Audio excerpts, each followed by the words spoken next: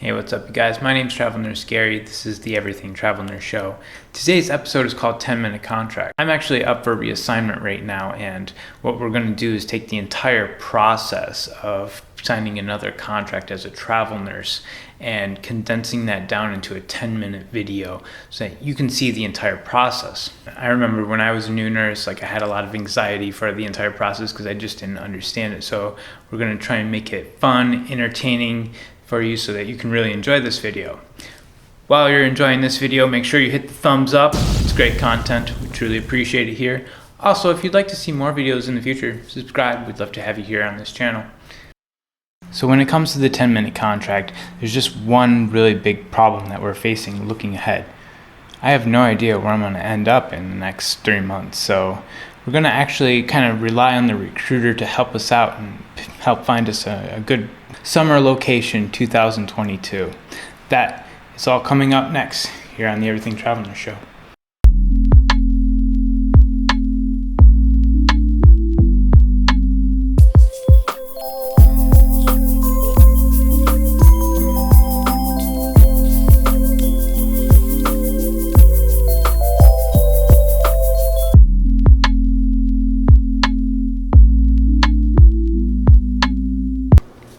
Alright, you guys, so here we are, we're at the beginning of the video. Let's actually make it official though, and a true challenge, by putting a timer at the bottom of the screen. Here we go. So the first thing that I want to teach you about travel nursing is that when you apply with the same company, you don't have to do all the paperwork. You don't have to send them all the different licensures you have. And when you work with the same recruiter, a lot of times they know what you're capable of and what you can't. And we're all ready to roll for the next contract. And we're gonna go direct into contracting the recruiter now and skipping the paperwork. Now that's too bad, eh? Because the only reason I became a nurse is because I love doing paperwork. In fact, management should find more paperwork for me to do immediately. Future Chart Review Nurse 2028. Yes! Put the date down and remember it. Hey you guys, so this is my recruiter Sarah right here. Don't really know where I want to go for our next contract. We're currently in Phoenix, Arizona. We know that's really warm, and in July it's going to be 120 degrees. Don't want to be here. And so when we look at going into the future contract, I know that I don't want to be here. Coming to Sarah now, we say I don't know what I want, Sarah. Update me where you're currently licensed right now. So where I'm currently licensed at, I do have that Alaska license. We've tried for the last 2 years to get in, and we haven't even gotten an interview. So, I mean, we just throw out some contracts from Alaska and we'll apply like we always do, but I mean, not a lot of hope and prospect there. And also got New York license and Michigan license, but I can tell you right now, I don't want to go back to Michigan. No, back to Michigan. What about, are you interested in New York at all? New York is nice in the summertime. It's a really beautiful place. It is really hard on its nurses. If we do go back, send me those high-paying contracts because it's got to be worth the payout to go back there. Yeah, absolutely. Well, some of the places that come to mind, specifically the Northeast is super popular. Massachusetts is a super easy licensure. Maine, Connecticut. Those are places we can typically submit without a license in hand. And what that means is that we can submit you, apply you for the position, and see if you even get an interview and offer before having to apply for the license. So that's nice for people that aren't compact licensed. You're not having to spend a bunch of money on all these different states that you're not going to end up using. So those are some of the states we can target. Oh, that's perfect, actually. Boston, my sister just has been really interested in going there too, so we might have to take a closer look at Boston as well. Yeah, Boston's awesome. The only thing with Boston that gets tricky is the parking situation. So just make sure that your recruiter adds in some parking reimbursements for big cities like that. Okay, good thoughts. It gets tricky if you do have a car, but there's public transportation as well. But sometimes people prefer to park at the hospital, so they're not, if they're working nights, they don't have to, walk from the bus at night by themselves to the hospital. Yeah, that's definitely a good thing to think. So that sounds like a great plan. It's better than what I came up with. Why don't you send me the jobs for like the Northeast and Michigan? Don't even send me Michigan actually. and Alaska as well. Why not? We'll take a shot. And if we don't get anything this week, then next week we'll do the same coordination plan that we've kind of done in the past, and that we'll also take a look at California coast in the next upcoming weeks if we don't get anything. Yeah, I'll put together some jobs for you and then I'll email them over and you can let me know where you want to go ahead and submit for. Sounds like a plan. All right, Sarah sent us over those jobs. One, remember that this is summertime, there's a lot less jobs. Don't let it deter you. Keep on going because you know that you're going to land one of these jobs no matter what. First thing I want to teach you is understand your tax rates for everywhere you're going. Are you going to pay New York City tax or are you going to pay New York taxes? Understand that 10% of everything you make when you go to New York is going directly to the government. When you go to Alaska, Tennessee, Texas, they don't have state income taxes, but they do have sales tax that you need to be aware about. Study those tax rates and understand how much the government cut is going to be theirs. Second thing I want to teach you is actually going to Google and looking up these hospitals and what Google says about them. If they consistently are complaining about the nursing care, watch out. Third thing I want to teach you is learn something about these hospitals so that when your manager calls you up, you can be like, this is Ketchikan, Alaska. It is a 25-bed hospital. That is a critical access hospital. In my 4 years of travel nursing, I've never done that, and I'm excited to try something new. Start off with a bang when that manager calls.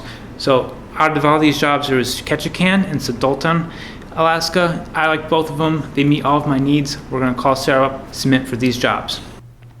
And with that, let's take a break and take a look at this week's Closer Look. Now this is the part of the show where we're going to take a closer look. Every week's going to be a little bit different what we look at, depending on where my mind decides to take us. But there's different aspects of travel nursing that we just don't always think about that really do deserve a closer look. Hey guys, welcome to this week's Closer Look, and on this week's Closer Look we have my recruiter Sarah here, and what I want to do is talk to her and say, for all those new nurses out there, what is the best advice that you have for new nurses, and when they contact you and come to you, what advice do you have for them? Yeah, so I think the most important advice is to really make sure that you feel comfortable in your specialty, your skill set. That's kind of number one. Before really looking into traveling, you want to make sure that you feel comfortable because as a traveler, you are kind of thrown into the unit without a lot of orientation. So that's number one. Number two is to, when you are contacting a recruiter, to make sure you have a clear idea of time frame as far as when you're looking to start. And then obviously have a list of your licensure that you have, your certifications, so that the recruiter can kind of get a feel for your experience and where you're at with everything. And it's okay to not have an exact plan of location. That's what I'm here for. That's where my job is. The more info you can give your recruiter, the better they can help you. So that's definitely my advice there. And then as far as when you are into the submission process, it is helpful for me as the recruiter to just kind of know where you stand with other companies or other jobs that you might already be submitted to, just so I can kind of get a feel for how I can help you. Like if you're already submitted to 15 jobs, probably best to stick with the recruiter you're already submitted with. Because if we build a profile and all of that, you'll probably end up getting an offer before we can even submit you. So just kind of being open and transparent about where you are in the process. And it's okay if you're already submitted to jobs, but it can help your recruiter by communicating that information. Transparency is really Transparency is key. Okay. All right, that is really good advice. It's something that I would never even think about, even after being a travel nurse for 4 years, just because I don't ever get to see it from your point of view. Yeah, I think too, the other thing just to know is that when you are starting the submission process with a recruiter, just being available by your phone. Obviously, if you're sleeping during the day, that's understandable, but just being responsive because the job market is crazy. And when we submit you to jobs and you don't respond to the interview right away, it can really hinder you from getting that position or getting that offer. So just being responsive and kind of knowing that when you are in that submission process, you need to be by your phone. Gotcha. All right. That sounds like a wrap. All right, you guys, so we just got off the phone with Peace Health Ketchikan Hospital in Ketchikan, Alaska, which is in the very southern tip. It's actually part of the second biggest rainforest in the entire world. I just never thought I'd live in a rainforest in my life, so this is kind of a pretty cool opportunity. We spent 35 minutes and 27 seconds on the phone with the manager for the entire interview process. I'm perfect for this role, and I don't need to change who I am to go into this hospital, so I fit their role, and everything is just so perfect for this contract. I'm so excited. We're going to get a hold of Sarah early in the morning and get this contract signed up in less than 48 hours. So I'm super excited about this. Alright, so we got the contract signed up in less than 48 hours. We signed it up in 44, which is a new personal record, I'll add, which is pretty amazing for a nursing contract, and consider like all the things that are going on with like an ICU nurse. It's enjoyable. Let's talk about transportation real quick, because this is an island that in order to get to, we actually have to go to Canada, and you have to take a ferry from Canada into Ketchikan just to get to. I mean, it's an island in a rainforest. It's difficult to get to. So when we stop and think about like all the logistics, currently I'm in Phoenix, Arizona right now. It's one of the driest deserts in all of North America. So we're going from one of the driest terrains to one of the wettest terrains. I am not dressed appropriately for this contract, so we can't fly directly to. We got Sarah to give us a reimbursement, the maximum amount that we're allowed to ask for. Is it going to cover all the expenses? No, but it's definitely really good coverage as far as getting to all of the like flights that we need to get there. We need to go back to home base, switch out all of our gear so that we have rain gear, and then we're going to fly up from home base to Seattle up into Ketchikan, and from there transportation costs are going to be very minimal, because when we actually take a look at Ketchikan, there's like one gigantic main road on the island, and then there's one that goes through the entire center, or most of the center, and it's right next to a grizzly bear sanctuary. So riding a bike around, we're gonna have to do some research on the grizzly bears and understanding, like, is it a high risk to be riding your bike around there? Can you do it? Can you not? There's a Walmart right there, and that's where we're going to actually purchase our bike, and we can actually buy the bike online and have it shipped there, so that we make sure that we have transportation. But this is kind of a logistics equation as an island that you just have to stop and really think about. Like, just the cost of this is going to be, we need to really minimize that down, and that's how we're going to do it. Now when we're all done, also too, think about this. Is it cheaper to give away the bike to Salvation Army or fly it back home? It's cheaper to give it away. So that's what we're going to do. We're going to find one of the ICU nurses, give it away, or we're going to give it to Salvation Army, whatever comes first. All right, so housing, it seems like since this pandemic occurred, the supply of short-term housing and rental housing has really gone down. And with the supply going down and the demand staying like relatively higher, we just consistently see higher prices in housing in the travel nurse field. So in order to really combat this, it seems like you're always trying to find new and creative ways to cut your costs. And one of the means that I've been doing that recently is going to Facebook Marketplace. And this is where you can sometimes find some really good deals on some housing, but you do have to do your due diligence and kind of go through these Facebook accounts and make sure that these people are real and they're not trying to scam you, because they're always trying to take your money and scam you. Watch out for the scammers. So we looked up at Furnish Finders and there wasn't anything there. We looked at Airbnb, it wasn't anything there. And even on Facebook Marketplace, I couldn't find anything. So I actually got the manager's number and I sent her a text. I was like, hey, listen, I'm not finding anything. What do you recommend? Where do you find housing in Ketchikan? And she actually sent me a group in Facebook, and it wasn't like your normal ones like Furnish Finders or any of like the normal ones that I use in Facebook.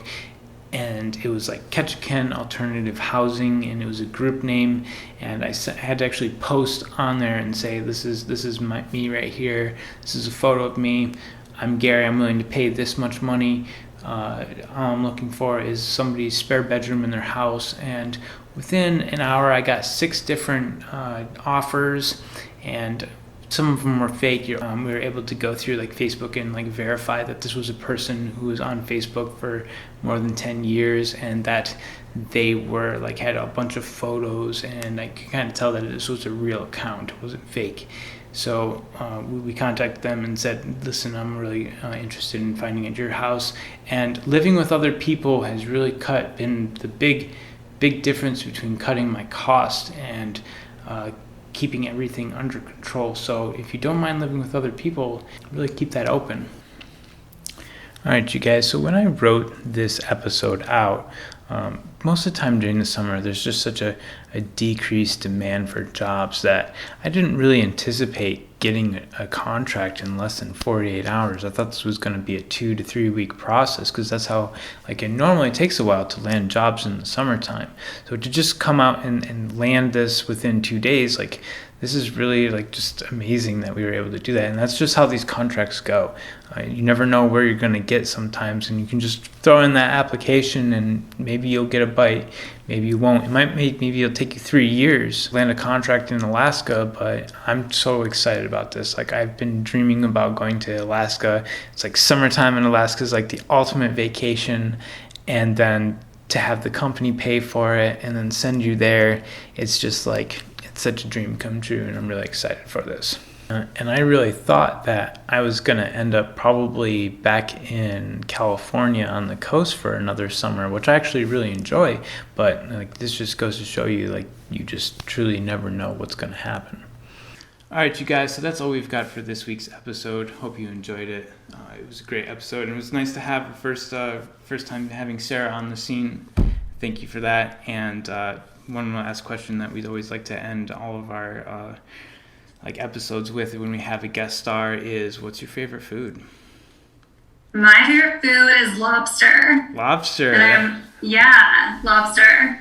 Okay. So Maine would be a good spot for me in the summer because they have great lobster. So if you were a travel nurse, you'd go to Maine just for the lobster? I'd be going to Maine this summer just so I can eat a crazy amount of lobster. Okay. Awesome. Thank you so much. And that's all we've got for this week's episode.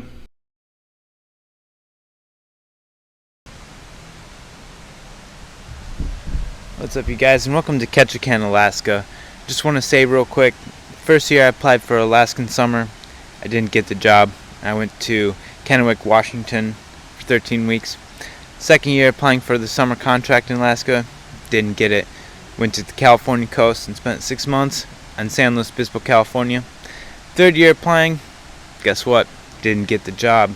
Ended up going to Buffalo, New York for 13 weeks on Lake Erie. Fourth year applying, finally landed that Alaskan summer contract. Here we are, dreams come true, travel nurse on.